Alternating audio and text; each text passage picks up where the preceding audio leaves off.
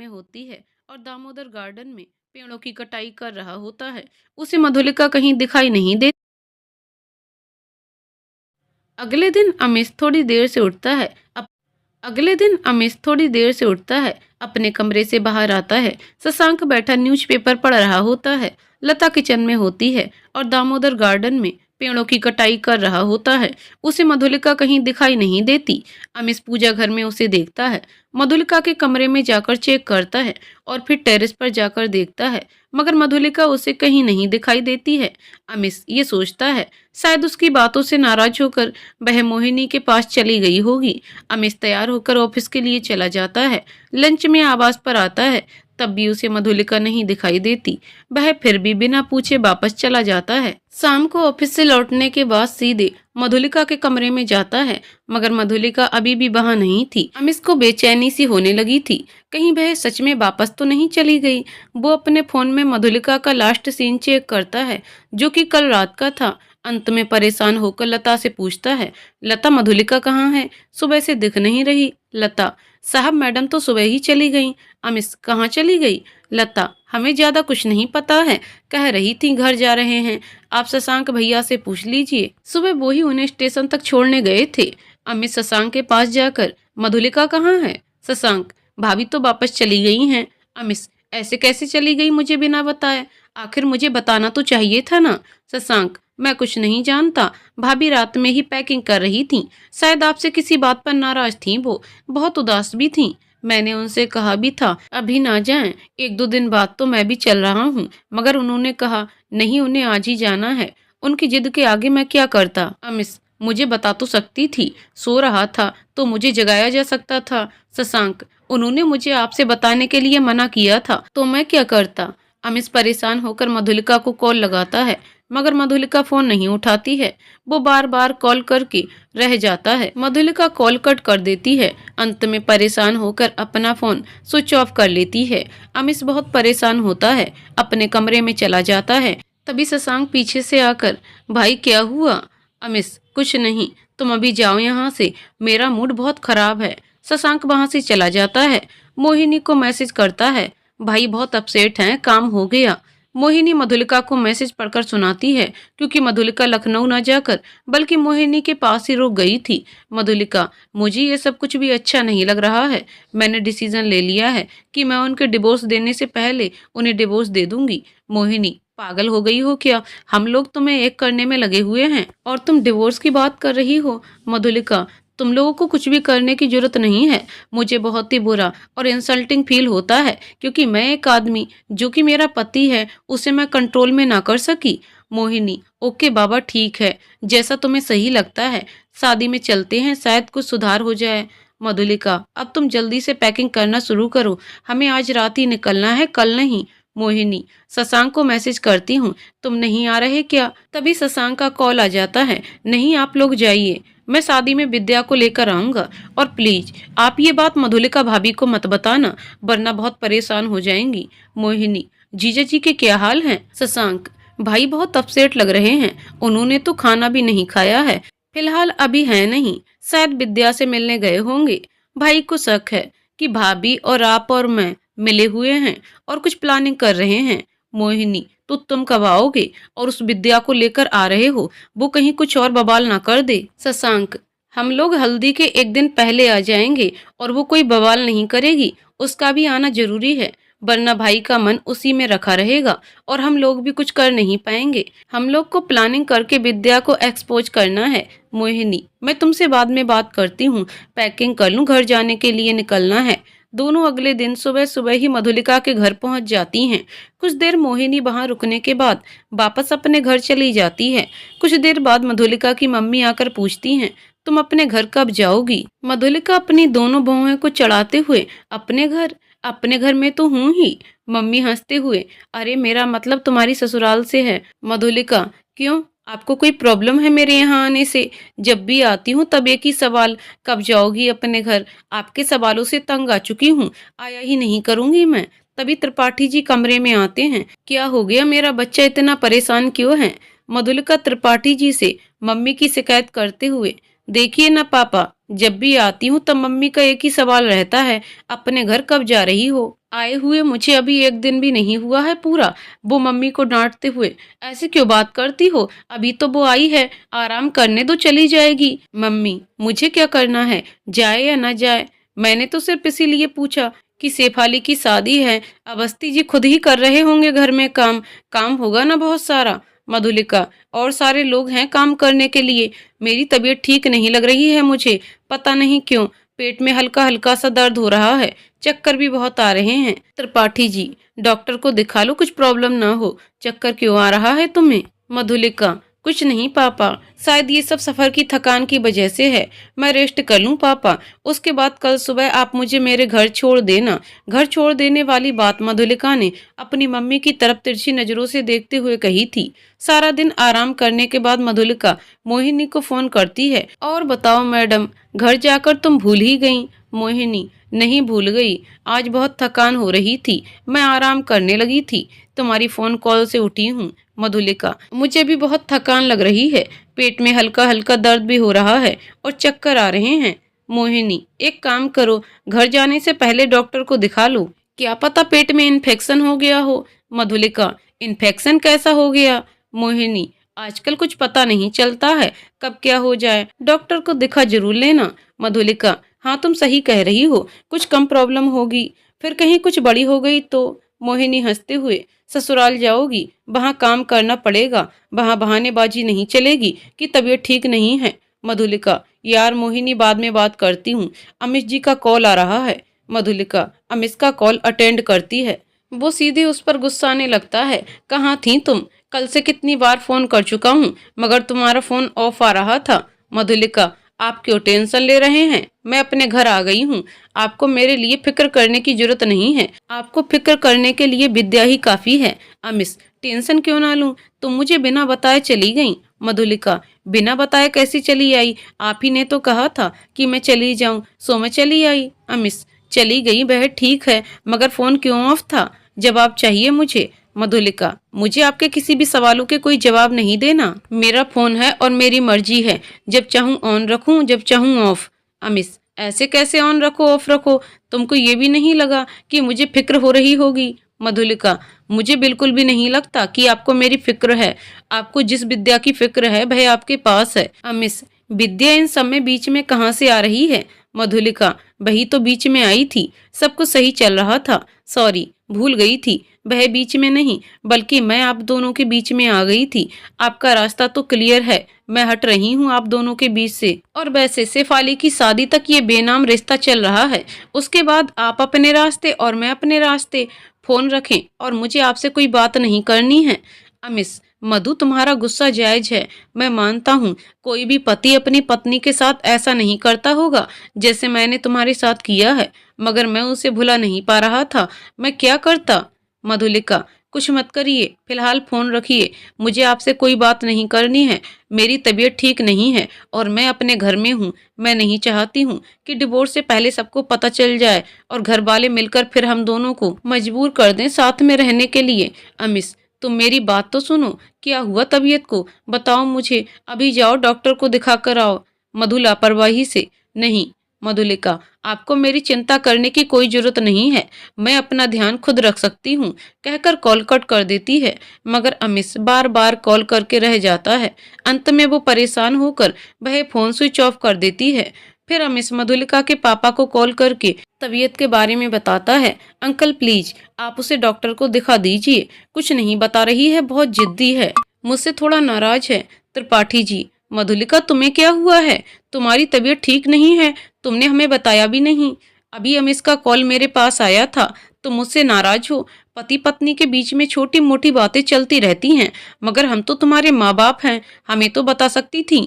मधुलिका, पापा बताया तो था, बस ऐसे ही थकान है मुझे, पेट में हल्का हल्का दर्द है, मगर वह ठीक हो जाएगा। मधुलिका की मम्मी उसके पास आकर धीरे से पूछती हैं, और कोई बात तो नहीं है? मधुलिका, और कोई बात, क्या मतलब? मम्मी, मैटरनिटी से रिलेटेड।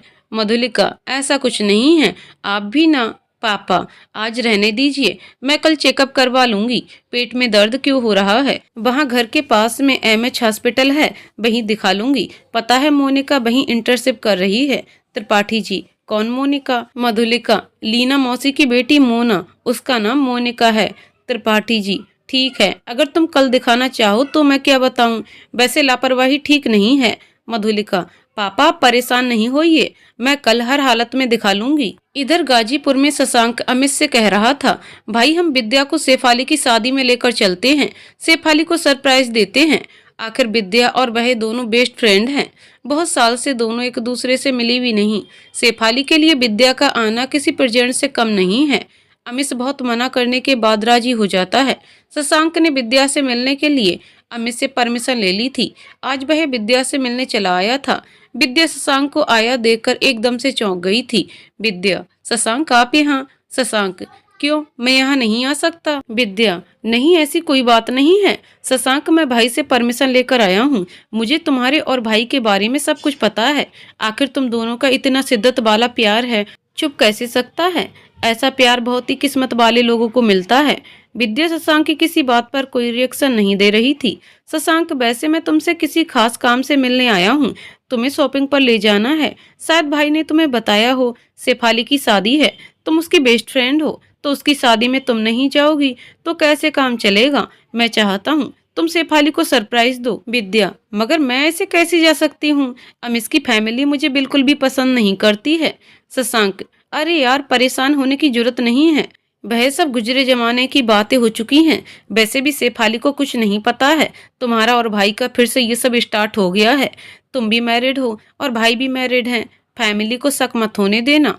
भाई शेफाली की शादी तक ही रुके हैं, उसके बाद तो सबके सामने ये बात आनी ही है। ये सब बातें हम बाद में करते हैं, फटाफट रेडी हो जाओ, हम शॉपिंग पर चल रहे हैं। शशांक उसे जबरदस्ती शॉपिंग करवाने के लिए तैयार कर लेता है। अगले दिन मधुलिका अपने पापा के साथ एमएच हॉस्पिटल जाती है। हॉस्पिटल आने से पहले मोनिका से बात कर ली थी, इसीलिए डॉक्टर ने पर्सनली मिलकर उन्होंने मधुलिका का चेकअप किया। डॉक्टर अलका, देखिए आपकी रिपोर्ट कल आ जाएगी, लेकिन आपको स्ट्रेस बहुत ज्यादा रहता है, आप अपना ध्यान रखा करिए, आपके पेट में इन्फेक्शन हो सकता है। लेकिन मुझे तो कुछ और ही बात लग रहा है। डॉक्टर अलका ने ये बात मुस्कुराते हुए बोली थी। वैसे कल रिपोर्ट आने पर फाइनली पता चल जाएगा क्या है, कहकर वह दूसरे पेशेंट को देखने चली गई थी। मधुलिका, मोना तुम मेरी रिपोर्ट ले लेना, मैं शायद नहीं आ पाऊंगी, मैं यहाँ से सीधे घर जा रही हूँ। शेफाली की शादी है ना, तुम्हारा इनविटेशन है, पर्सनली मैं कह रही हूँ, जरूर आना है तुमको। अगर आप आना तो ठीक है, वरना मैं किसी को भेज दूंगी तुम्हें लेने।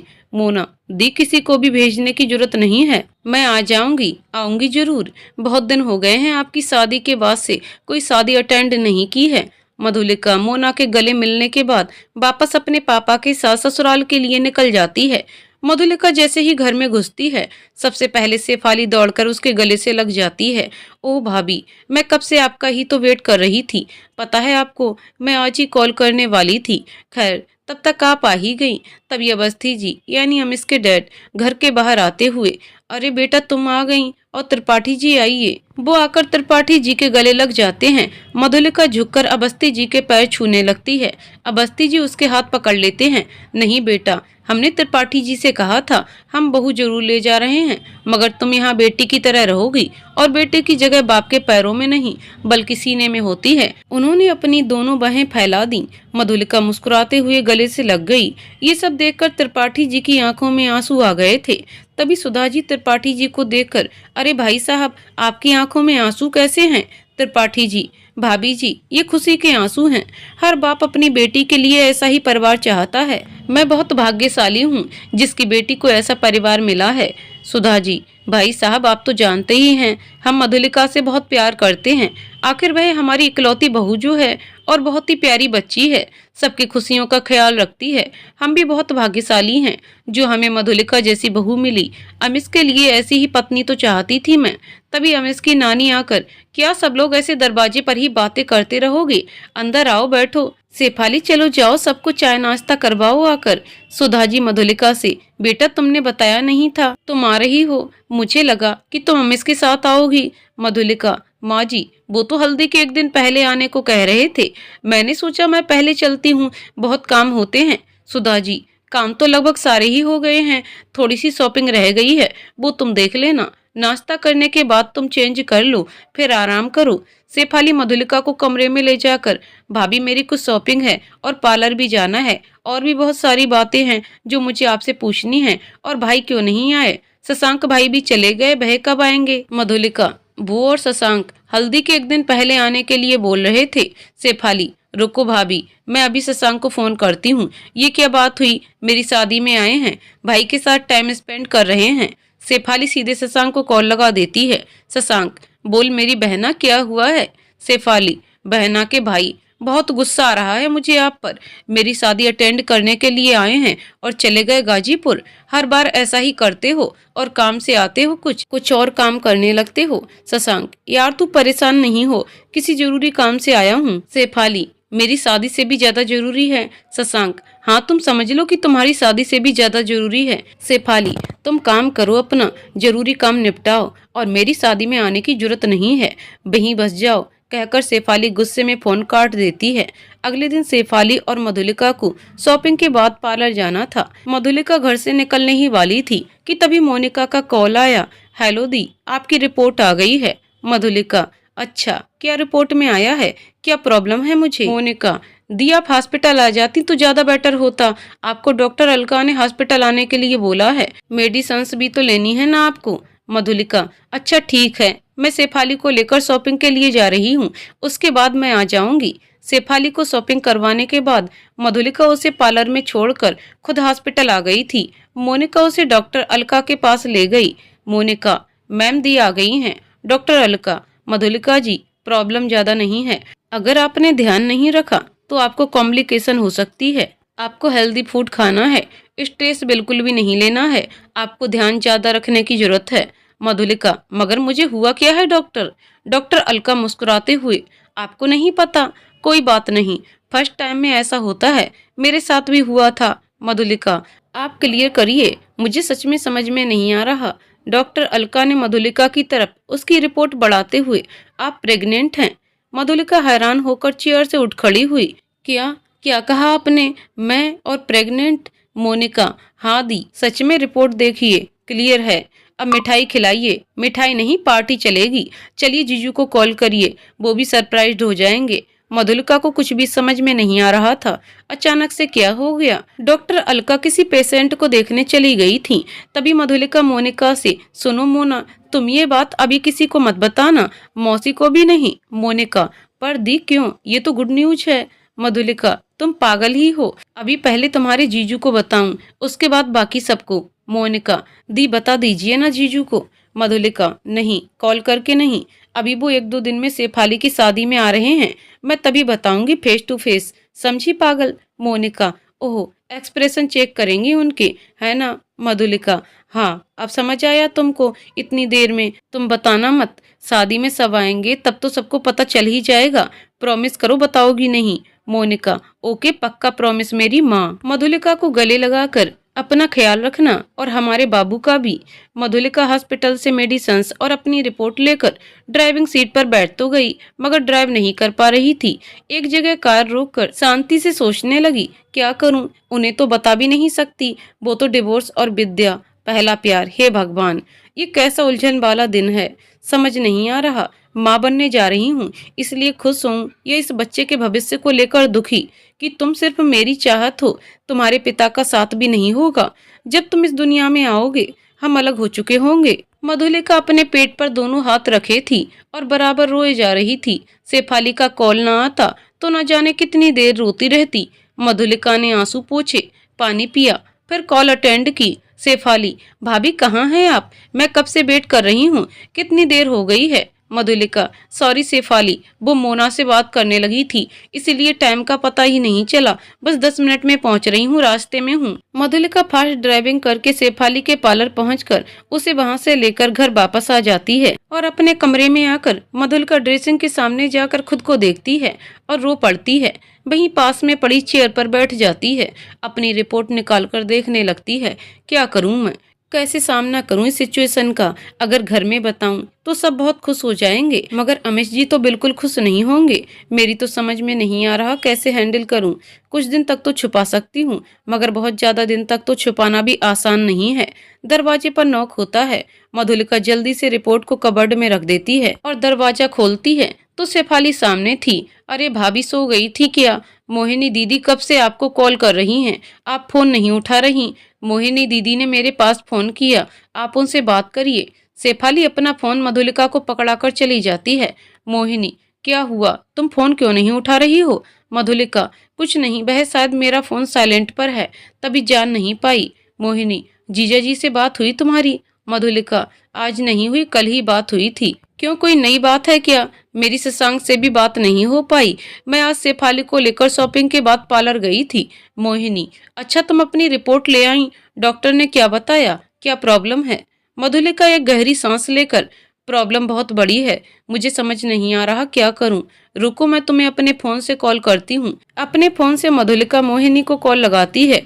शेफाली के फोन पर बताकर मैं रिस्क नहीं लेना चाहती थी। मोहिनी एकदम घबराते हुए, क्या क्या मतलब, प्रॉब्लम बड़ी है, कोई सीरियस बात है, बताओ मुझे Madhu. Madhulika, I am pregnant. Mohini खुश होते हुए, क्या, ये तो बहुत अच्छी न्यूज है, मतलब हम दोनों के बच्चे एक साथ होंगे और एक साथ बड़े होंगे। मधुलिका, चुप करो यार, सपने मत देखो, मुझे बहुत टेंशन हो रही है, समझ नहीं आ रहा क्या करूं। मोहिनी, नहीं सच में, तुम जीजा जी को बताओ, वो सच में खुश हो जाएंगे। मधुलिका, तुम्हें लग रहा है कि वह खुश होंगे? हमारे बीच जो कुछ भी हुआ था उसके लिए वह मुझे सॉरी बोल रहे थे, और ये बात पता लगने से तुम जानती हो उन पर कितना प्रेशर आ जाएगा। मोहिनी, तुम कंप्रोमाइज कर लोगी? तुम अपने साथ समझौता कैसे कर सकती हो, अपने साथ, अपने बच्चे के साथ? मधुलिका, तुम ना पागल हो चुकी हो, तुम अपना कहीं ट्रीटमेंट करवाओ। मधुलिका, मैं पागल नहीं हूँ, बिल्कुल सही कह रही हूँ, मैं उन्हें नहीं बताऊंगी। उन्हें क्या, मैं किसी को भी नहीं बताऊंगी। मैं अपने बच्चे का भविष्य बेहतर बना सकती हूँ, उनके लिए ये सब गलती हो सकती है, मगर मैं तो उनसे प्यार करती हूँ ना। मोहिनी, मुझे लगता है तुम्हें उन्हें सब कुछ बता देना चाहिए, अगर उन्हें बाद में ये सब पता चला तो कितना नाराज होंगे। मधुलिका, मैं नहीं चाहती मैं उनके और उनके प्यार के बीच में आऊं। मोहिनी, तुम समझ नहीं रही हो, क्या पता ये बच्चा तुम दोनों के रिश्ते के लिए एक नई शुरुआत लेकर आए। मधुलिका, मोहिनी, जो इंसान इस शादी को गलत मानता है, मजबूरी मानता है, मैं उसके साथ जबरदस्ती नहीं रह सकती। अगर वो खुद आएंगे मेरे पास तो मैं सब कुछ भुलाकर अपने रिश्ते को आगे बढ़ाऊंगी। मोहिनी, मैं उनके पास नहीं जाऊंगी, अब उन्हें आना होगा। मोहिनी, यार तुम कोई उनको इंडिकेशन तो दो। मधुलिका, मुझे कोई भी इंडिकेशन नहीं देना है। और मोहिनी, तुम किसी से भी ये बात नहीं करोगी, तुमको मेरी कसम है, चाहे शशांक हो या अमिश जी। मोहिनी, तुम्हारा दिमाग ना अपनी जगह से हिल चुका है। मधुलिका, जो भी हो, लेकिन मैं उन्हें कुछ नहीं बता रही, मैं तुमसे बाद में बात करती हूँ, बाहर जाकर देखूं कुछ काम तो नहीं है। अगले दिन मधुलिका तबीयत ठीक न होने की वजह से थोड़ा देर से उठी थी। घर में सब जल्दी जल्दी काम निपटाने में लगे हुए थे। मधुलिका बाहर आकर, मामी जी, हल्दी तो 2 दिन बाद है ना, मगर आज क्या है? मामी जी, मधुलिका, बहू बहे, हमारे कुल देवता की पूजा होनी है, तुम जल्दी से नहाकर तैयार हो जाओ, जब तक मैं यहाँ का काम देखती हूँ। मधुलिका नहाने के बाद तैयार होकर किचन में चली गई थी। मौसी, बुआ और काफी सारे लोग आ चुके थे।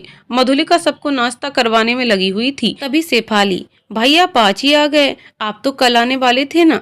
मधुलिका ने पीछे मुड़कर देखा तो अमिश और शशांक दोनों घर में एंटर कर चुके थे। मधुलिका के चेहरे पर एक मुस्कान तैर गई। ये बदलाव मामी ने देख लिया था और सुधा जी की तरफ होकर कहा, दीदी देखिए मधुलिका कैसी उदास उदास सी थी, हम लोग पूछ रहे थे कि क्या हुआ है। अमिश को देखते ही चेहरे का रंग खिल गया। नानी जी, हाँ हाँ, तुम लोग छेड़ो मत उसको, तुम लोग भी यही करते थे, अपना टाइम भूल गए। शशांक भी मौका देखते ही सबकी गॉसिप में शामिल हो चुका था। शेफाली डार्लिंग, हम तो कल ही आने वाले थे, मगर डांस प्रैक्टिस भी तो करनी है। मधुलिका किचन में चली गई थी। अमिश भी थोड़ी देर सबके साथ बैठने के बाद आराम करने को कहकर अपने कमरे में चला गया था। सब लोग एक साथ बैठे हुए थे। मधुलिका कमरे में चली आई। उसे नहीं पता कि अमिश वहाँ पहले से ही था। अमिश को देखकर मधुलिका कमरे से वापस आने लगी थी कि अमिश ने उसका हाथ पकड़कर रोक लिया। अमिश, सुनो, नाराज हो मुझसे? तुम बात क्यों नहीं कर रही हो? सॉरी उस दिन के लिए, मैंने तुमसे जो कुछ भी कहा मैं जानता हूँ मेरी गलती है, मुझे तुमसे जाने के लिए नहीं कहना चाहिए था। तुम इतना बुरा मान गई कि चली भी आई। मधुलिका, आप सॉरी मत बोलिए, आपके कहने पर नहीं आई। मुझे वैसे भी आना था, वहाँ मुझे जाना ही नहीं चाहिए था। गलती मेरी है। अमिश, देखो मधु, मैं जानता हूँ मैं तुम्हारे साथ जो कुछ भी कर रहा हूँ वह गलत है, मगर मेरी कुछ समझ नहीं आ रहा है क्या करूँ। मधुलिका, आपको लगता है कि आप मेरे साथ जो कर रहे हैं वह गलत है, तो क्यों कर रहे हैं ऐसे? आप इतने नासमझ तो नहीं हैं जो समझ में कुछ आए ही नहीं। आप जानते भी हैं कि मैं कहते कहते मधुलिका की आंखों से आंसू बहने लगते हैं।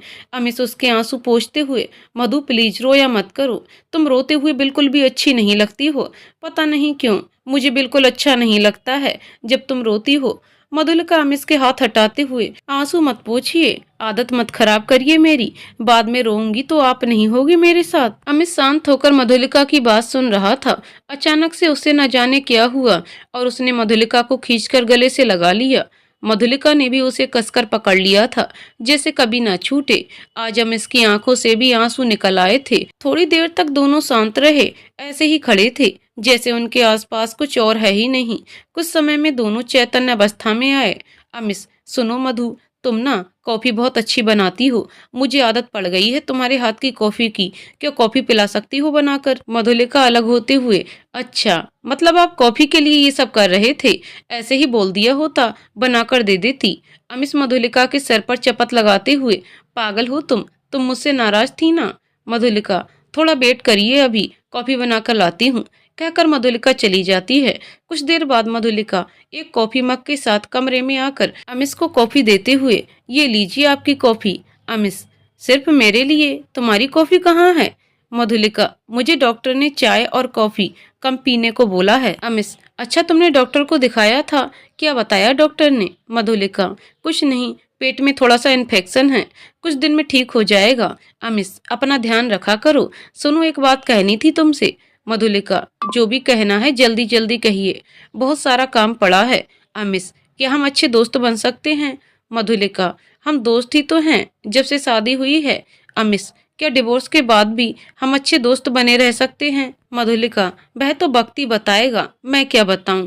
फिलहाल मैं जा रही हूँ, बाहर सब क्या सोचेंगे कि आप और मैं यहाँ हैं। आज भी कोई फंक्शन है, मैं जा रही हूँ, आप आराम करिए। मधुलिका कमरे से निकलती ही है, तभी शशांक उससे टकरा जाता है। अरे भाभी, आप यहाँ हैं? मुझे ना आपसे कुछ बहुत जरूरी काम है, मेरे लिए एक कप चाय बना दीजिए। मधुलिका और शशांक किचन में जाते हैं। मधुलिका चाय बनाने लगती है। शशांक धीरे से कहता है, भाभी आपसे कुछ कहना था। मधुलिका, हाँ कहो। मधुलिका, हाँ कहो, मगर इस बार कोई प्लानिंग मत करना।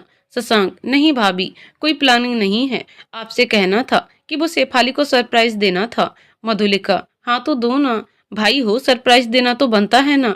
शशांक, शेफाली के एक दोस्त है जिससे वो काफी सालों से नहीं मिली है, मैं सोच रहा हूँ शादी में उसको बुलाकर शेफाली को सरप्राइज कर दूं।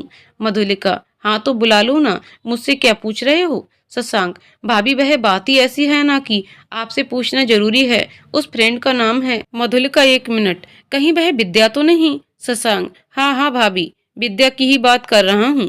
पास में रखा हुआ किचन नाप उठाकर मधुलिका शशांक के चेहरे के सामने करते हुए, खबरदार, उस विद्या का नाम भी लिया, उसका नाम सुनकर मेरा आधा खून जल जाता है, सामने देखकर तो मैं पूरी ही जल जाऊंगी। आखिर चाहते क्या हो? शशांक मधुलिका से चाकू लेते हुए, भाभी ये डेंजरस हो सकता है, प्लीज ट्राई टू अंडरस्टैंड, ये मेरे एक प्लान का हिस्सा है। मधुलिका, जो भी करना है करो, लेकिन मुझे अपने प्लान में शामिल मत करो, सीधी सी बात है।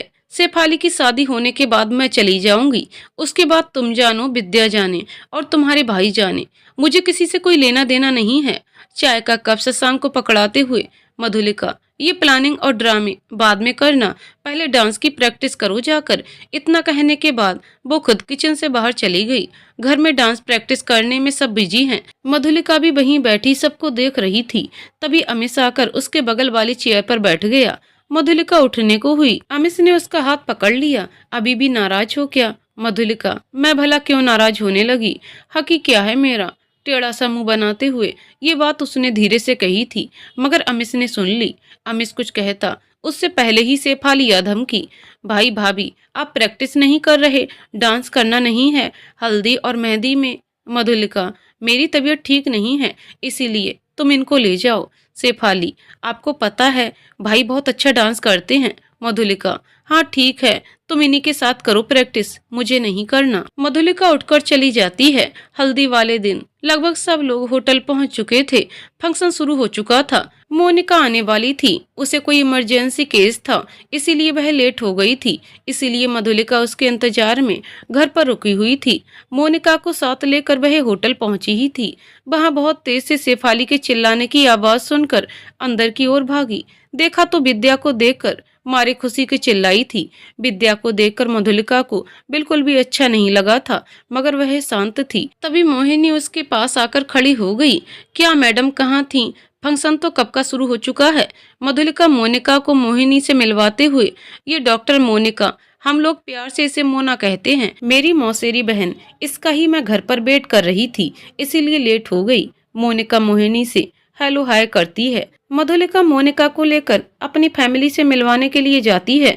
तभी मोनिका के मम्मी पापा को देखकर मधुलिका उनके पास जाती है। मौसी आप? लीला मौसी, हाँ भाई, हमारा इनविटेशन है, अवस्थी जी ने हमें इनवाइट किया है शादी में। मधुलिका उनसे गले मिलते हुए, मैं भी आपको बुलाना चाहती थी, मगर मुझे लगा कि शायद घर वाले इंटरेस्ट ना लें। लीना मौसी मधुलिका को एक साइड में ले जाकर, तुम्हारे ससुर जी ने मोना के लिए एक रिश्ता बताया है, लड़का भी यहीं आया हुआ है, हमने सोचा बहुत अच्छा मौका है, देख भी लेंगे, फिर आगे बात बढ़ाएंगे, अभी मोना को कुछ मत बताना। मधुलिका खुश होते हुए, अरे वाह, ये तो बहुत अच्छी बात है, लड़का कौन है, नाम क्या बताया उसका? लीना मौसी, याद तो नहीं, लेकिन वह तुम्हारे हस्बैंड का मौसेरा भाई है, वह कहीं विदेश में रहता है, लेकिन अपने देश की लड़की से शादी करना चाहता है। अवस्थी जी ने बस इतनी बात बताई थी। मधुलिका, कहीं शशांक की तो बात नहीं कर रहे हैं आप? इत्तेफाक से शशांक मधुलिका को देखकर दूर से ही अपने पास बुलाने का इशारा करता है। तभी मधुलिका उसे इशारे से अपने पास बुलाती है। इनसे मिलिए मौसी, ये हैं शशांक, हमारे सबसे प्यारे देवर, और शशांक, ये हैं मेरी लीना मौसी। लीना मौसी शशांक को देखकर बहुत खुश हो गई थी। तभी मोनिका उन दोनों के पास आकर बम की तरह फट पड़ी। क्या यार दी और मम्मा, आप दोनों यहाँ बातें कर रही हैं, मुझे वो मोहिनी दी के साथ छोड़ दिया और वो मुझे आपके फादर इन लॉ के पास ले गईं। उन्होंने तो मेरा दिमाग ही खाली कर दिया सवाल पूछ पूछ कर। शशांक एकटक मोनिका को देख रहा था। मधुलिका, धीरे बोलो, मेरा ससुराल है, क्या पता तुम्हें भी यहीं कोई लड़का पसंद आ गया तो। मोनिका, ओ दी प्लीज चुप करो, मुझे शादी के नाम से बहुत इरिटेशन होती है। मधुलिका, अच्छा मोना, इनसे मिलो, ये है शशांक, तुम्हारे जीजा जी के मौसेरे भाई, और शशांक, ये है इन्हीं मौसी की बेटी मोना, वैसे ये डॉक्टर मोना है। शशांक मोनिका को ही देखे जा रहा था। तभी मधुलिका ने धीरे से उसे चुटकी काट ली। शशांक, आह क्या था? मधुलिका, क्या हुआ? शशांक बनते हुए, शायद चीटी रही होगी। मोनिका ये देख चुकी थी, इसलिए वो मुस्कुरा दी। सब अपने अपने डांस परफॉर्मेंस दे चुके थे। अब सब अमिश को बोल रहे थे। अमिश डांस करने को रेडी हो चुका था। सोलो परफॉर्मेंस के बाद एक बार फिर वंस मोर, इस बार अमिश जैसे ही डांस के लिए बढ़ा कि विद्या उसके साथ डांस प्लेटफार्म पर खड़ी थी। ये देखकर अमिश की मम्मी को बिल्कुल भी अच्छा नहीं लगा। वो मधुलिका के पास आकर, क्या तुम्हें डांस नहीं आता? मैं नहीं चाहती वो किसी और के साथ डांस करे। मधुलिका मुस्कुराते हुए, अरे कोई बात नहीं माँ, डांस ही तो है। सुधा जी, तुम बहुत भोली हो मधु। हालांकि मधुलिका को ये बिल्कुल भी अच्छा नहीं लग रहा था, फिर भी क्या कर सकती थी। फंक्शन खत्म होने के बाद सब घर वापस आ चुके थे। विद्या भी उनके साथ आई थी। सुधा जी अमिश को साथ लेकर टेरेस पर जाती हैं। ये विद्या यहाँ क्या कर रही है? किसने बुलाया इसे? तुम जानते हो ना इसकी वजह से कितना बवाल हो चुका है। अमिश, माँ मैंने नहीं, शशांक ने शेफाली को सरप्राइज देने के लिए बुलाया। आप जानती हैं वो शेफाली की बेस्ट फ्रेंड है। सुधा जी, वो तो सब ठीक है, लेकिन हमको ये बिल्कुल पसंद नहीं, और तुम्हारे डैड ने अभी कुछ कहा नहीं है तुमसे, मगर वो बहुत नाराज हैं। शेफाली की शादी है, सारे रिलेटिव्स हैं घर में, इसलिए हम नहीं चाहते हैं कोई ड्रामा क्रिएट हो। अमिश, कोई सीन नहीं होगा, आप परेशान मत हो। सुधा जी, ना ही हो तो बेहतर है। अब नीचे चलो और सुनो, उस विद्या से दूर ही रहना, और याद रखना कि अब तुम्हारी शादी हो चुकी है और मधुलिका बहुत अच्छी इंसान है। उसे हर्ट करने की कोशिश की अगर तुमने तो अच्छा नहीं होगा। अमित सुधा जी के सामने हाथ जोड़ते हुए, बस भी करूं मेरी माँ, अब चलो नीचे, मैं ख्याल रखूंगा। सुधा जी तो नीचे चली गई थी, मगर विद्या वहीं छुपकर सारी बातें सुन रही होती है। अमिश भी जाने लगता है। तो वो हाथ पकड़कर उसे खींच लेती है। तुम्हारी वाइफ मधुलिका है, तुमने मुझे बताया भी नहीं। वो बराबर मुझसे मिलती रही है। और अमिस, तो इतना क्यों सोच रही हो? हमारा आपस में सेटलमेंट हो चुका है। इधर शेफाली की शादी हुई, उसके बाद हम अपनी बात फैमिली में रखेंगे। तुम भी अपना तब तक सेटलमेंट कर लो। विद्या, तुम्हारी माँ जो कुछ भी कह रही थी मैंने सब सुन लिया। अमिस, डोंट वरी, मैं इस बार ऐसा कुछ नहीं होने दूंगी। विद्या अमिस को हक कर लेती है। अमिस, अब नीचे चलो, किसी ने देख लिया तो प्रॉब्लम क्रिएट हो जाएगी। वो दोनों सीढ़ियों तक आए कि उससे पहले कोई और भी था जो सब देख और सुन रहा था। नीचे आकर अपने कमरे में चला गया। उसे जाते शेफाली ने देखा और विद्या अमिस को भी थोड़ी थोड़ी देर के गैप पर टेरेस से नीचे आते देख लिया था। शेफाली विद्या को लेकर अपने कमरे में आ गई थी और उसे घूरे जा रही थी। विद्या, क्या है, ऐसे क्यों घूर रही हो मुझे? शेफाली, तुम और भाई टेरेस पर क्या कर रहे थे? विद्या, नहीं तो मैं नहीं, ऐसा कुछ नहीं है जैसा तुम सोच रही हो। शेफाली, झूठ बोलने की जरूरत नहीं है, मैंने अपनी आंखों से देखा है। एक बात याद रखना, कुछ नहीं हो तो बेहतर है। तुम भी शादीशुदा हो और भाई भी। कितने सालों से हम दोनों कांटेक्ट में हैं। पहले तो तुम मुझसे कभी मिलने नहीं आई, शादी में अचानक से तुम आ गई। मुझे समझ में नहीं आ रहा है। विद्या, यार मैं तुम्हारी बेस्ट फ्रेंड हूँ और तुम भी तो मेरी शादी में आई थी। शेफाली, वो सब ठीक है, लेकिन तुम्हें भाई से ज्यादा बात करने की जरूरत नहीं है। उनकी नई नई शादी हुई है, धीरे धीरे सब सही हो जाएगा। विद्या कोई जवाब नहीं देती है। तब तक शेफाली को उसकी मम्मी बुलाने लगती हैं। शेफाली चली तो जाती है, मन ही मन, मैं तुम्हें बहुत अच्छी तरह से जानती हूँ और भाई को भी। वो अभी भी तुमको भूले नहीं हैं।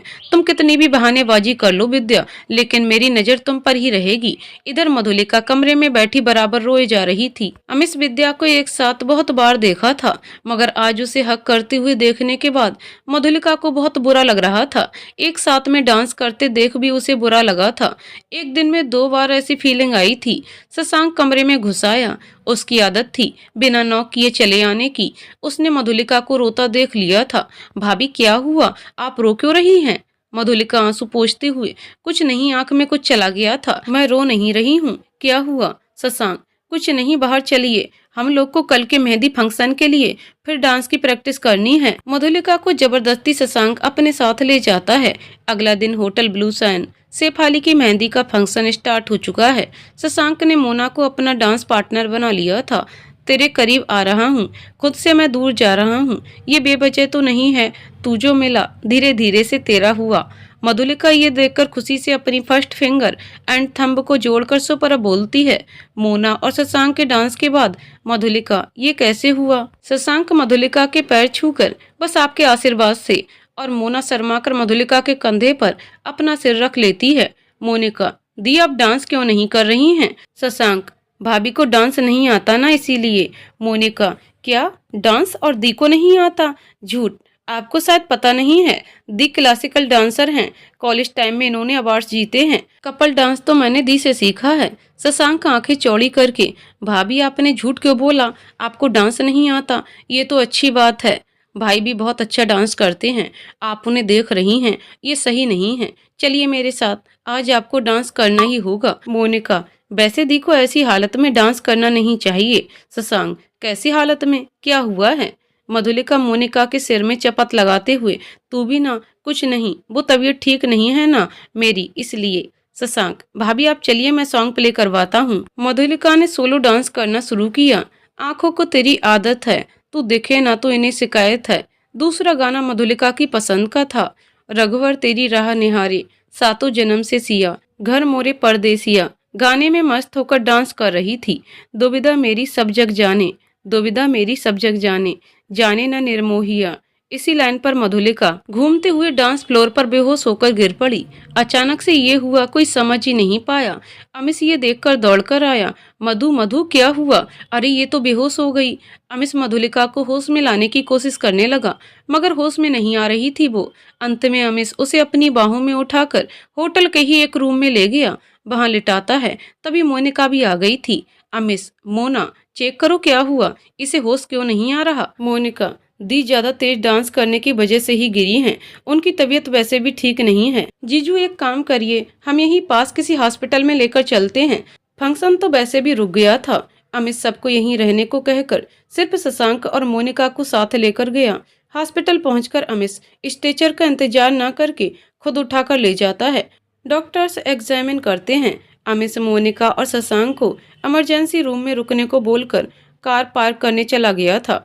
डॉक्टर, इनको क्या हुआ है? गिरने की वजह से? मोनिका, जी, डांस करते करते अचानक से गिर गई, तभी से होश नहीं है। डॉक्टर, अच्छा कोई प्रीवियस हिस्ट्री?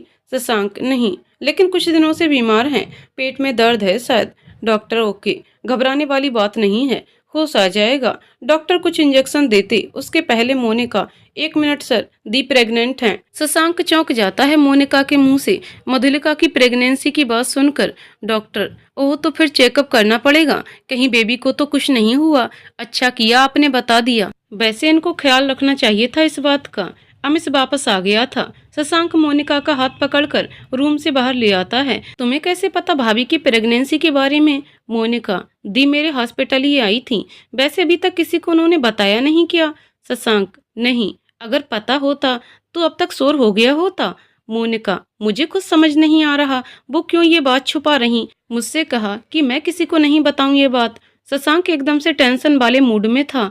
ओ भाभी, मैं समझ गया, आप क्यों कर रही हैं ऐसा? मोनिका, क्यों कर रही है, क्या कर रही है? शशांक, मैं तुम्हें जरूर बताऊंगा, फिलहाल अभी उन्हें देखते हैं। दोनों रूम में वापस आ जाते हैं। अमिश मधुलिका के पास बैठा था और मधुलिका अभी भी बेहोश थी।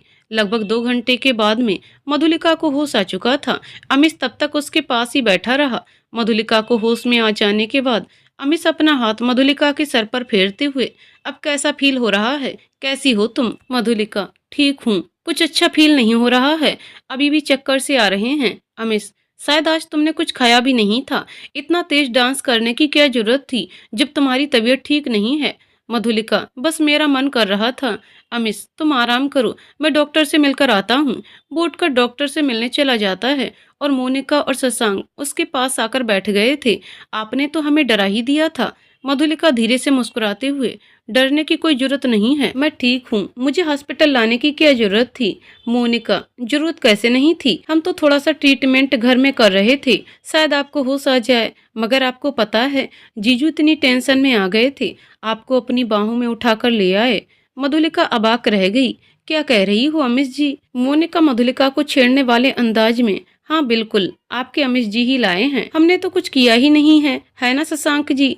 मधुलिका शशांक की ओर देखकर, तुम मुझसे नाराज हो क्या? शशांक, नाराज क्या होता है, मैं आपसे बहुत ज्यादा नाराज हूँ। आपने हमसे इतनी बड़ी गुड न्यूज छिपाई। मधुलिका हक्की बक्की थी। क्या तुम्हें पता है? शशांक, जी हाँ, आपको क्या लगता है, आप अगर मुझे नहीं बताएंगे तो क्या मुझे पता नहीं चलेगा? मधुलिका मोनिका की तरफ देखकर, तुमने बताया है, मैंने मना किया था ना मोना? मोनिका, मैंने बताया नहीं है इन्हें, मैंने वह डॉक्टर को बताया था, क्योंकि वह आपको इंजेक्शन देने वाले थे, ऐसी हालत में ध्यान रखना पड़ता है ना। मधुलिका, शशांक को पता चला है, मगर अमिश जी को भी पता चल गया होगा। मोनिका हैरानी से आंखें चौड़ी करके, पता चल गया होगा का क्या मतलब है? आपने अभी तक जीजू को नहीं बताया? मधुलिका, नहीं, अभी तक तो नहीं। मोनिका, वैसे जब मैंने ये डॉक्टर को बताया था तब जीजू बाहर कार पार्क करने गए थे। Madhulika, thanks god. Amish doctor की प्रिस्क्रिप्शन के साथ रूम में एंटर करता है। मधु, वैसे तुम्हें आराम है, अगर तुमको थोड़ा सा भी प्रॉब्लम लग रही हो तो रात भर रुक सकती हो, वरना डॉक्टर ने कहा है हम तुम्हें वापस घर ले जा सकते हैं। तुम अपना ध्यान बिल्कुल नहीं रखती हो, डॉक्टर ने कहा है कि तुम्हें अपना बहुत ज्यादा ख्याल रखने की जरूरत है, बहुत ज्यादा वीकनेस है तुम्हारे अंदर। मधुलिका, हाँ ठीक है, मैं अपना ध्यान रखूंगी, वैसे मैं ठीक हूँ, अब हम घर चल सकते हैं। अमिश, नहीं, चाहो तो हम रात भर रुक सकते हैं यहाँ। मधुलिका, नहीं, मैं ठीक हूँ, हम घर चलते हैं, कल शेफाली की शादी है, घर में सब लोग मुझे लेकर कितना परेशान हो गए होंगे। कुछ घंटे के बाद सब घर पहुँच जाते हैं। मधुलिका को स्वस्थ देखकर सब चैन की सांस लेते हैं। सुधा जी, तुमने हमें बताया नहीं कि तुम्हारी तबीयत खराब है, आज तुम अचानक से बेहोश हो गईं। इतना डांस करने की वजह से तुम बेहोश हुई, लेकिन त्रिपाठी जी ने बताया कि तुम्हारी कुछ दिनों से तबीयत ठीक नहीं है, जब से आई हो तब से बराबर काम कर रही हो, आराम भी ठीक से नहीं किया तुमने। मधुलिका, माँ मैं ठीक हूँ।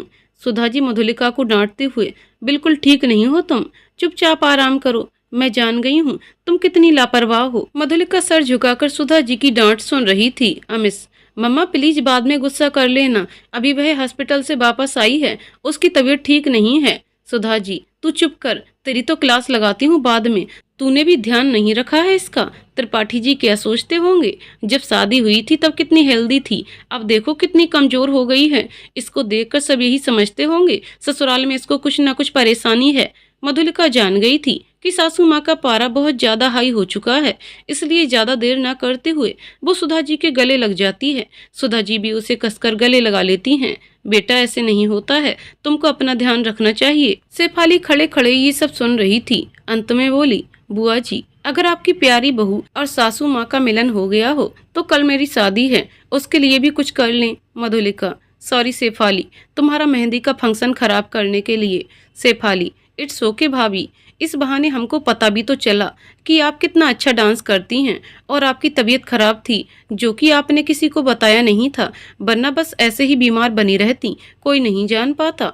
शशांक शेफाली के सर में थप्पड़ मारते हुए, तुझे बहुत अक्ल आ गई है, जिंदगी में पहली बार तूने कोई अच्छी बात कही है, वैसे तो हमेशा पागलों वाली बातें करती रहती है। शेफाली भाई पहली बात तो मुझे अब मारा मत करो और सर में मारने की बिल्कुल जरूरत नहीं है। दूसरी बात ये कि कल मेरी शादी और मैं पागल नहीं हूँ।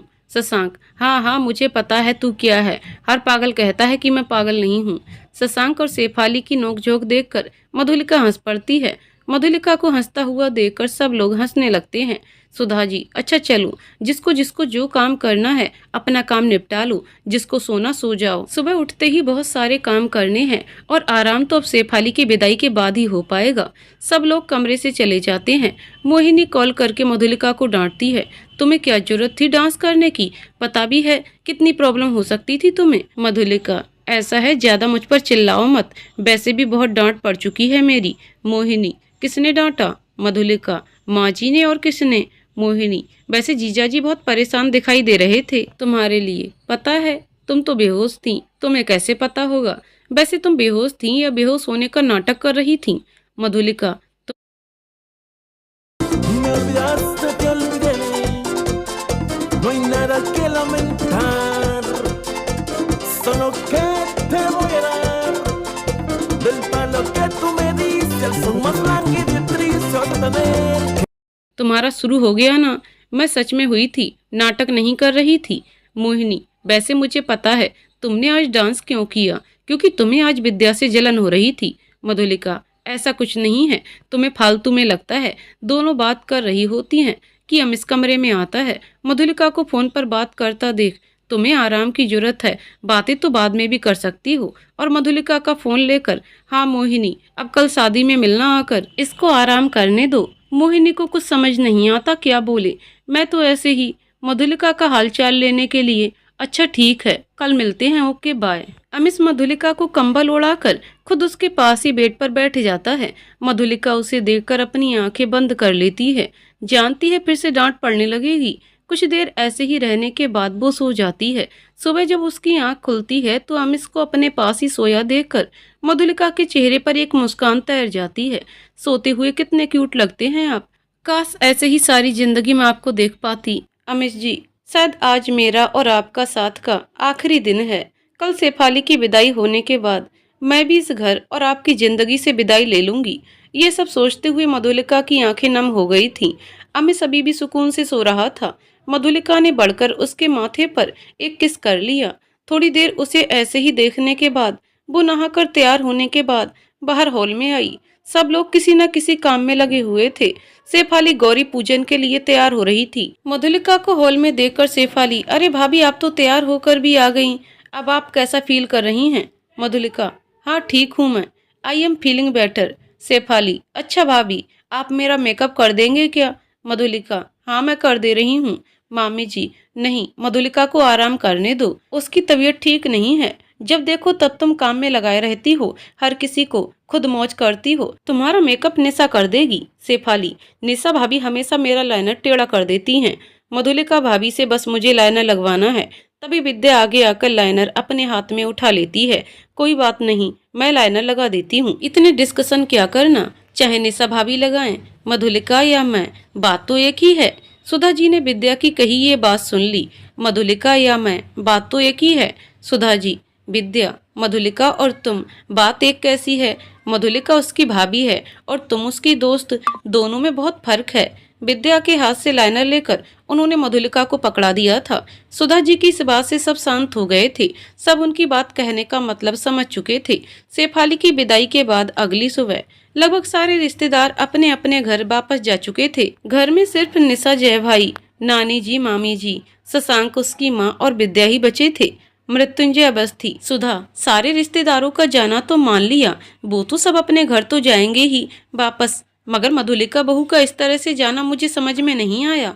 1-2 दिन और बनी रहती। सुधा जी, अरे आप जानते हैं ना, उसकी छुट्टियां काफी हो चुकी थीं, इसीलिए उसका जाना ज्यादा जरूरी था। मृत्युंजय, अवस्थी, हाँ जानता हूँ मैं, मगर अमिश भी तो अभी घर में ही है, इसके साथ ही चली जाती। ये बात मुझे समझ में नहीं आई। एक ही जगह दोनों को जाना है तो अलग अलग क्यों गए? और कलेक्टर साहब जागे कि अभी सो रहे हैं? तभी अमिश बाहर आते हुए, गुड मॉर्निंग डैड, उठ तो गया हूँ। मृत्युंजय, अवस्थी, हम वेरी गुड मॉर्निंग। एक बात बताओ, तुम्हारी और मधुलिका बहू के बीच में कुछ झगड़ा हुआ है क्या? अमिश, नहीं तो मेरे और उसके बीच में झगड़े कभी होते ही नहीं हैं। मृत्युंजय, अवस्थी, झगड़े नहीं होते हैं, ये कोई बहुत ज्यादा अच्छी बात नहीं है। छोटे मोटे झगड़े और तकरार तो होनी चाहिए, जिससे प्यार बढ़ता है। अमिश, आप क्या कह रहे हैं डैड? मृत्युंजय, अवस्थी, सही कह रहा हूँ, बाप हूँ मैं तेरा, अच्छी एडवाइस ही दूंगा। वैसे मधुलिका इतनी सुबह सुबह चली गई, मुझे ज्यादा अच्छा नहीं लगा। अमिश, सुबह सुबह चली गई मतलब कहाँ चली गई? मृत्युंजय, अवस्थी, लो तुम्हें नहीं पता, वह गाजीपुर गई है ना। अमिश, अच्छा, मुझे उसने कुछ बताया नहीं। तभी सुधा जी अमिश के करीब आकर बैठ जाती हैं। क्या मतलब, तुम्हें बताया नहीं? सब कुछ ठीक तो है तुम्हारे बीच? अमिश, जी मम्मा, शायद वह बताना भूल गई होगी। खैर कोई बात नहीं, मैं फोन से बात कर लूंगा उससे, मुझे चाय मिलेगी या नहीं। शशांक सारी बातों को सुन रहा था। उसे कुछ अजीब सा लगा। उसने तुरंत जाकर मधुलिका को कॉल किया, मगर उसने फोन नहीं उठाया। तब शशांक ने मोहिनी को कॉल किया। हेलो मोहिनी दीदी, मधुलिका भाभी कहाँ हैं? मोहिनी, मुझे क्या पता कहाँ है, घर पर ही होगी। शशांक, नहीं भाभी घर पर नहीं है, यहाँ तो गाजीपुर जाने का बोलकर सुबह सुबह ही निकल गई हैं। मोहिनी, अच्छा तुम कुछ टाइम रुको, मैं ट्राई करती हूँ। शशांक, मैंने भाभी को फोन लगाया था, वह फोन नहीं उठा रही हैं। मोहिनी, 1 मिनट शशांक, उसने अमिश जीजा जी को कुछ नहीं बताया? शशांक, नहीं भाई को उन्होंने कुछ भी नहीं बताया कि वह जा रही हैं। मोहिनी, शशांक, ये अच्छा नहीं किया मधुलिका, वो हमेशा के लिए चली गई है। उसने मुझसे कहा था कि वो शेफाली की शादी के बाद अमिश जी की लाइफ से और इस घर से हमेशा के लिए चली जाएगी। वह सिर्फ शेफाली की शादी होने तक का इंतजार कर रही थी। शशांक, भाभी सच में चली गई हैं? मोहिनी, हाँ ऐसा मुझे लग रहा है। उसने मुझसे कहा था वो डिवोर्स पेपर पर साइन करके रख देगी, तुम चेक करो जाकर, कहीं उसने सच में ऐसा तो नहीं किया है। शशांक, ओके मैं चेक करता हूँ, उसके बाद आपको फोन करता हूँ। शशांक तुरंत जाकर अमिश के कमरे को चेक करता है। उसे डिवोर्स पेपर कहीं नहीं मिलते हैं। अमिश कमरे में आ जाता है। यहाँ क्या ढूंढ रहे हो तुम? शशांक, कुछ इम्पोर्टेंट पेपर हैं जो मैंने भाभी को दिए थे, वो फोन नहीं उठा रही हैं, वही ढूंढ रहा हूँ और मुझे मिल नहीं रहे। अमिश, ठीक है मैं तुम्हारी ढूंढने में हेल्प करता हूँ। अमिश भी पेपर ढूंढना शुरू करता है। अच्छा रुको, लॉकर में चेक करता हूँ, शायद वहाँ रख दिए होंगे। अमिश लॉकर खोलता है, पेपर्स वहीं रखे होते हैं। शशांक, शायद यहीं रखे हैं, मिल गए, ये लो। अमिश पेपर्स उठाकर शशांक को देने लगता है। तभी उसकी नजर उन पर पड़ती है। ये डिवोर्स पेपर हैं। अमिश फटाफट से पेपर पलटता है, उस पर मधुलिका के साइन होते हैं। अमिश वहीं बेड पर बैठ जाता है। वो मुझे डिवोर्स देना चाहती थी। शशांक, भाई भाभी आपको डिवोर्स देना नहीं चाहती थी, डिवोर्स तो खुद आप उन्हें देकर विद्या से शादी करना चाहते थे। वह आपसे बहुत प्यार करती हैं, इसीलिए उन्होंने ऐसा किया। मैं कोई और पेपर्स नहीं ढूंढ रहा था, मुझे शक था कि भाभी हमेशा के लिए घर से चली गई हैं। अब ये प्रूफ हो गया है। तभी निशा कमरे में अमिश के लिए कॉफी लेकर आ जाती है। वहाँ का माहौल देखकर वह भी हैरान थी। उसने शशांक की कही बात, भाभी हमेशा के लिए घर से चली गई हैं, प्रूफ हो गया है, ये सुन ली थी। निशा, शशांक भैया क्या हुआ, कौन चला गया है? शशांक, मधुलिका भाभी। निशा, मतलब मुझे समझ नहीं आया। अमिश चिल्लाते हुए, किसी को कुछ भी समझने की जरूरत नहीं है, भाभी आप यहाँ से चली जाइए। अमिश की तेज आवाज सुनकर सब कमरे की तरफ दौड़ कर आते हैं। क्या हो गया? सुधा जी, क्या हुआ अमिश, क्यों चिल्ला रहे हो? अमिश, कुछ नहीं है, कोई बात नहीं। शशांक, भाई क्यों झूठ बोल रहे हैं, मौसी जी को बता क्यों नहीं देते? सुधा जी, क्या छुपा रहे हो मुझसे? शशांक, क्या बताने की बात कर रहे हो? बाहर हॉल में आओ। शशांक, मुझे सच सच बताओ, क्या बात है? मुझे लगता है कि तुम्हें पता है सब कुछ। घर के सारे सदस्य हॉल में बैठे हुए थे। शशांक, मौसी बहन मधुलिका भाभी हमेशा के लिए घर छोड़कर चली गई हैं। मृत्युंजय अवस्थी अपनी जगह से उठकर खड़े हो गए। क्या मतलब, हमेशा के लिए चली गई है? शशांक, मौसा जी, भाभी डिवोर्स पेपर पर साइन करके रख गई हैं। सब लोग एक दूसरे की तरफ देखने लगते हैं। सुधा जी, शशांक तुम ये क्या बोल रहे हो? शशांक, मौसी जी, मैं बिल्कुल सच कह रहा हूँ। आपको यकीन नहीं है तो भाई के पास ही डिवोर्स पेपर हैं। शशांक अमिश के हाथ से पेपर्स लेकर मृत्युंजय अवस्थी को दिखा देता है। मृत्युंजय अवस्थी पेपर देखने के बाद, अमिश ये सब क्या है? तुम तो कह रहे थे कि तुम्हारे बीच में सब कुछ अच्छा चल रहा है।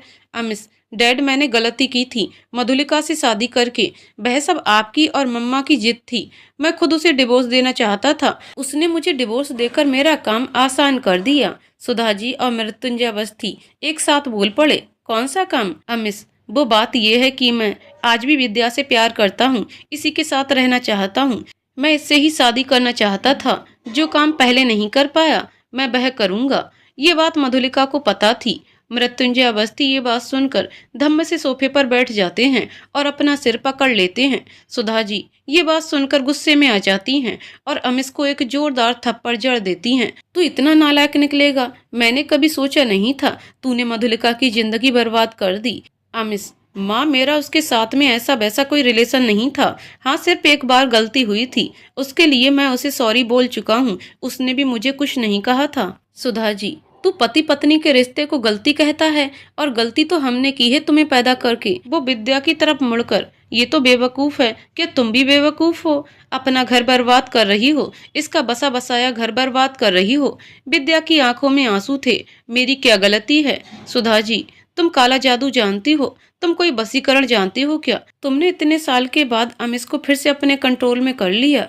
मृत्युंजय अवस्थी, विद्या, तुम उसकी जिंदगी से चली जाओ। हमारा सबका पीछा छुड़ाने का तुम क्या लोगी, बता दो। तुम्हें जो कुछ भी चाहिए हम देंगे तुम्हें।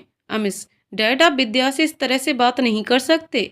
मृत्युंजय अवस्थी, तू भूल रहा है इस लड़की की वजह से हमारी सबकी कितनी बेइज्जती हो चुकी है। ये लड़की अगर तुझसे सच में प्यार करती होती ना, तो हर हाल में तुझसे शादी करती। ये नहीं कि तुझे छोड़कर किसी और से शादी करने के बाद अब फिर से तेरी जिंदगी में आ गई है। तब आई है जब तू इतना सक्सेस हो चुका है। सुधा जी, देखो विद्या, मैं तुम्हारे आगे हाथ जोड़ती हूँ, तुम चली जाओ। तुम खुद सोचो, शादी करके तलाक करना इतना आसान होता है क्या? तुम चार चार जिंदगियां बर्बाद कर रही हो। 4 जिंदगियां नहीं आंटी जी, 5 जिंदगियां। सभी ने पलट कर देखा तो मोनिका वहां खड़ी थी। सुधा जी, 5 जिंदगियां? क्या मतलब मोना? मोनिका, विद्या और उसके हस्बैंड की, मधुलिका दी जीजू की, और साथ में अपने बच्चे की। सभी लोग मोनिका की इस बात को सुनकर चौंक जाते हैं। अमिश, बच्चा मतलब? मोनिका, जीजू दी प्रेग्नेंट हैं। अमिश, ये कैसे हो सकता है मोना? मुझे तो कुछ नहीं पता इस बारे में। मोनिका, शशांक जी से पूछ लीजिए, मोहिनी दीदी से पूछ लीजिए और हमारी डॉक्टर अलका से पूछ लीजिए। आपको रिपोर्ट भी मैं दिखा दे रही हूँ। सुधा जी, उसने ऐसा क्यों किया? उसने किसी को कुछ बताया क्यों नहीं? शशांक, इसलिए कि अगर भाभी ये बात बता देती तो आप लोग उन्हें कहीं नहीं जाने देते। भाई के ऊपर डिवोर्स न देने का प्रेशर आ जाता और विद्या से शादी नहीं कर पाते। मृत्युंजय अवस्थी, अमिश, देख रहे हो तुम सिर्फ तुम्हारी खुशी के लिए कितना बड़ा बलिदान कर गई। अब तुम भी उससे डिवोर्स लेकर विद्या से शादी करना चाहते हो। अमिश को कुछ समझ नहीं आ रहा था कि क्या करे। विद्या उसके पास आकर, हमारा साथ शायद इतना ही था। मैं ही बेवकूफ थी जो फिर से तुम्हारी लाइफ में आ गई। कुछ रिश्ते ऐसे होते हैं जो कभी पूरे नहीं होते।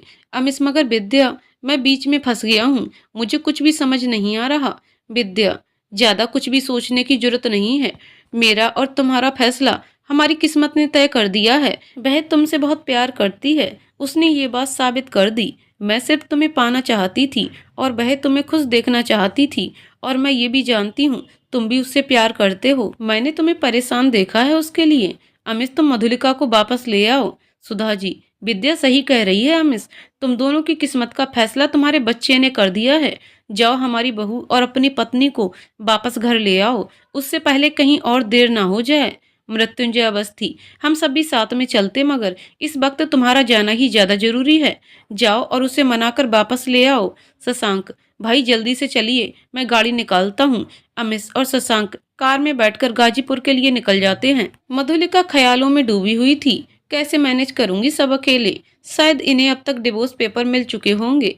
घर में भी हो सकता है पता चल गया हो सकता है मेरे घर भी पता चल गया हो। कहीं मेरी प्रेगनेंसी की न्यूज भी ना पता चल गई हो। शशांक का कोई भरोसा नहीं, क्या पता बता दिया हो। ये बात सुनकर अमिश जी का क्या रिएक्शन हुआ होगा, क्या पता अभी कुछ पता भी नहीं चला हो। मुझे घर में ना देखकर किसी से पूछा भी ना होगा। मैं उन्हें बिना बताए चली आई। आखिर मैं कोई दुश्मन थोड़ी हूँ।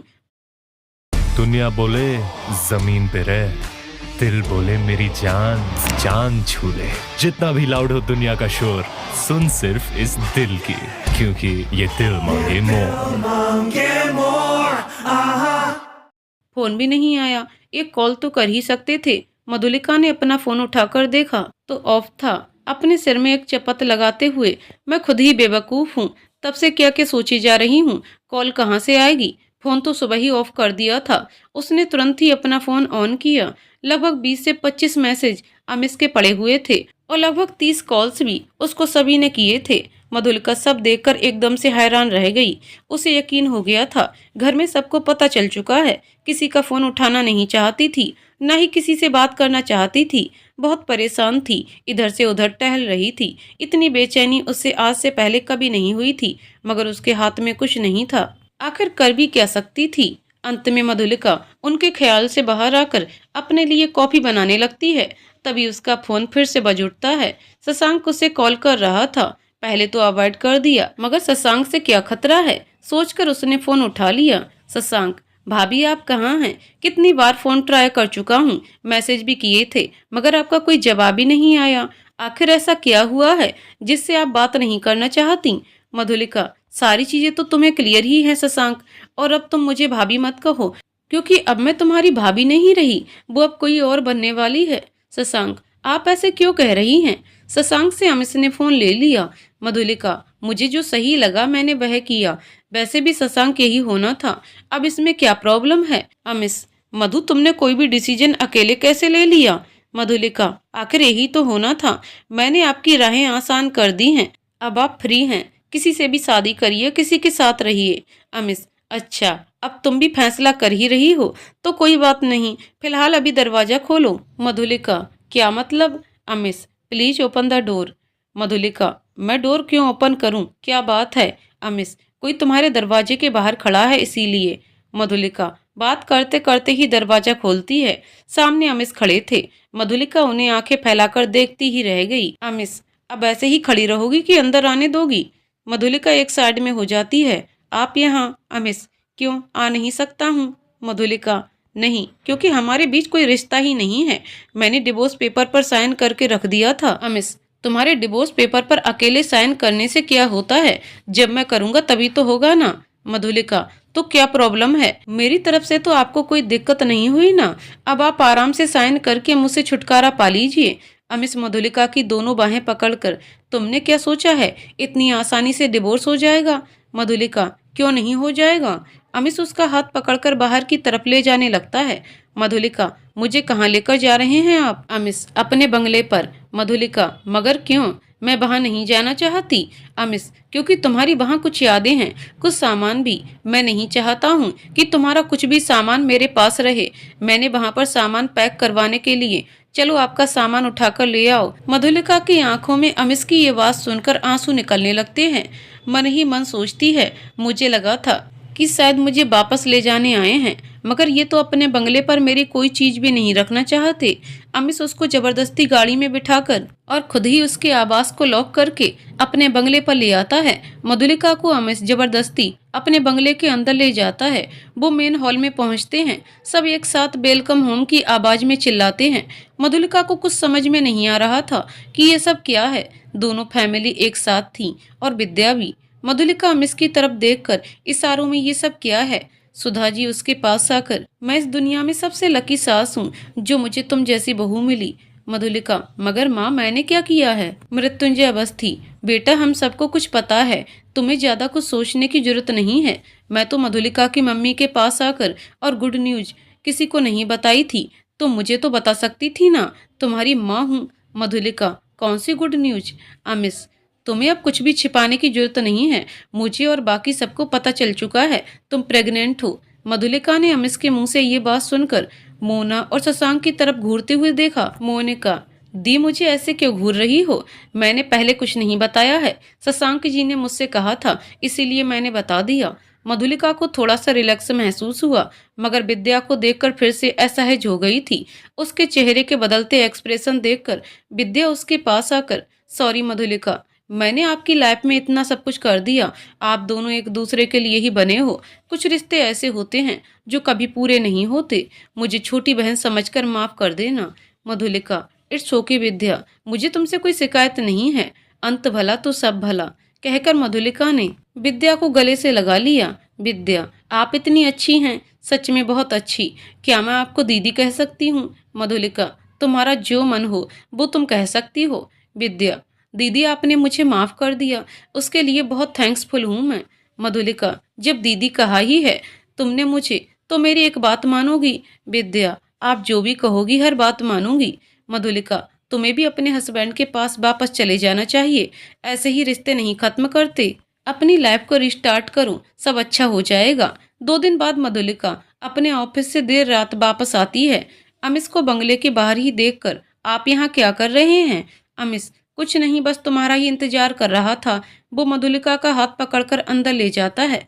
मधुलिका, इतना अंधेरा क्यों है? लाइट्स ऑफ क्यों है? अमिश, कुछ नहीं, तुम्हारे लिए सरप्राइज है। वो मधुलिका की आंखों पर अपनी हथेली रखकर उसे अपने बेडरूम में ले जाता है। रूम को काफी अच्छे से डेकोरेट किया गया था। मधुलिका ये सब देखकर अमिश की ओर पलटकर, ये सब क्या है? अमिश, सॉरी मधु, सॉरी, मैंने तुम्हें बहुत हर्ट किया है। मैं तुम्हें सॉरी नहीं कह पाया। प्लीज मुझे माफ कर दो, मैं बहुत बुरा हूँ। मधुलिका, नहीं, आपको सॉरी बोलने की कोई जरूरत नहीं है। वो एक वक्त था जो गुजर चुका है।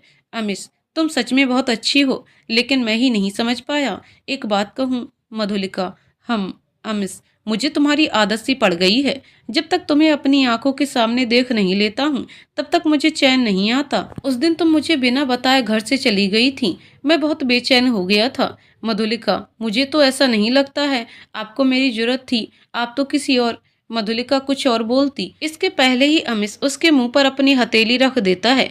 किसी और से नहीं, बल्कि तुमसे। मधुलिका आंखें चौड़ी करके उसकी ओर देखती है। अमिश, ऐसे क्या देख रही हो? तुम्हारे चले आने के बाद डिवोर्स पेपर पर तुम्हारे साइन देखकर मुझे इतना बुरा फील हो रहा था कि मैं तुम्हें बता नहीं सकता। मधुलिका, आपको क्यों बुरा फील होने लगेगा? आप ये सब प्रेशर की वजह से कर रहे हैं, मुझे इन सब की जरूरत नहीं है। अमिश, मैं कुछ भी प्रेशर की वजह से नहीं कर रहा। मधुलिका, आपको इतना ज्यादा फॉर्मेलिटी करने की जरूरत नहीं है, मैं मैनेज कर लूंगी। मधुलिका के मुंह से ये बात सुनकर अमिश को गुस्सा आ जाता है। उसकी दोनों बाहें कसकर पकड़ लेता है और उसे दीवार से सटाकर, मैं किसी के लिए नहीं कर रहा हूँ, मेरे ऊपर किसी का भी कोई प्रेशर नहीं है। मधुलिका, तो क्यों कर रहे हैं? Amish, because I love you damn it, और उसे खींचकर अपने गले से लगा लेता है। 3 साल बाद, जगह वाराणसी, संडे, और घड़ी सुबह के 11 बजा रही थी। अमिश सोकर उठा, मधुलिका को आवाज दी, मधु मधु। विजय सर्वेंट दौड़कर आया, जी साहब, वो मैडम घर पर नहीं है। अमिश, कहाँ गई है? विजय, मैडम दोनों बच्चों, जो कि ट्विंस थे, को लेकर बाबा विश्वनाथ के दर्शन के लिए गई हैं। अमिश, मुझे बिना बताए चली गई, कितना टाइम हो गया है? विजय, वह शायद आपसे नाराज हैं, उन्हें गए लगभग 2 घंटे हो गए हैं। अमिश, वो मुझसे नाराज क्यों हैं? विजय, साहब जी, आप याद करिए आज क्या है। अमिश याद करने की कोशिश करता है, तभी विजय के फोन पर मधुलिका का फोन आता है। कलेक्टर साहब उठे कि अभी भी सो रहे हैं? विजय, साहब जाग गए हैं, मगर अभी भी बिस्तर में ही हैं।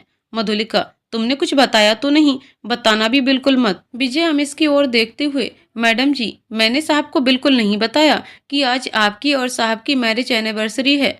अमिश ये सुनकर अपना सर पकड़ लेता है, ओह नहीं, आज तो कांड हो जाएगा। मधुलिका, धीरे से बोलो, कहीं सुन ना लें, चलो फोन रखती हूँ। अमिश उसको थैंक्स बोलता है, तुमने टाइम पर मुझे बचा लिया, वरना आज तो कांड हो जाता। अमिश तुरंत ही किसी को कॉल करके कुछ अरेंजमेंट्स करवाने को कहता है। मधुलिका वापस आ जाती है। उसके बाद भी अमिश ऐसे ही रिएक्ट करता है जैसे उसे कुछ याद ही नहीं है। मधुलिका को बहुत गुस्सा आता है, कुछ याद ही नहीं है इन्हें। उसी शाम अमिश, मधु तुम रेडी हो जाओ और बच्चों को भी रेडी कर दो। मधुलिका खुश हो गई। शायद इन्हें याद था, हो सकता है सरप्राइज देना चाहते हों। वो जल्दी जल्दी बच्चों को रेडी कर देती है और खुद हो रही होती है। अमिश जी, हम कहाँ जा रहे हैं? अमिश, अरे वो अपने एसपी के एनिवर्सरी है ना, वहीं चल रहे। इतना सुनकर मधुलिका का मूड खराब हो गया। दूसरों की एनिवर्सरी पार्टी पर जा रहे हैं मगर अपनी एनिवर्सरी याद नहीं। वो पार्टी में पहुंचते हैं, वहां सब वेट कर रहे होते हैं। मधुलिका एकदम से सरप्राइज रह जाती है। अमिश की ओर मुड़कर, आपको याद था? अमिश, ये दिन भला कोई भूल सकता है? थैंक्स मधु, मेरी लाइफ में आने के लिए, इतने प्यारे प्यारे बच्चों का फादर बनाने के लिए। मधुलिका उसकी तरफ मुस्कुराते हुए देखे जा रही थी। अमिश, मैंने कभी भी तुम्हें ठीक से प्रपोज तक नहीं किया मगर आज करना चाहता हूँ। और वहीं सबके सामने घुटनों के बल बैठकर Mrs Madhulika Amish Awasthi, I love you very much, और फिर अपनी पॉकेट से एक डायमंड रिंग निकाल कर उसे पहना देता है। मधुलिका, थैंक्स मेरी लाइफ में आने के लिए, मुझे इतना स्पेशल फील कराने के लिए। मैं चाहती हूँ हर जन्म में आप सिर्फ मेरे हों। जितने भी लोग वहाँ थे सभी ताली बजाते हुए साथ में ओ करके चिल्ला रहे थे। मधुलिका शर्माकर अपना चेहरा अमिश के कंधे पर छुपा लेती है। तो दोस्तों, कहानी यहीं पर समाप्त होती है। दोस्तों, आपको कहानी कैसी लगी कमेंट करके जरूर बताइएगा। कहानी पसंद आई हो तो वीडियो को लाइक शेयर करें और चैनल को सब्सक्राइब करें। कहानी को पूरा सुनने के लिए बहुत बहुत धन्यवाद दोस्तों।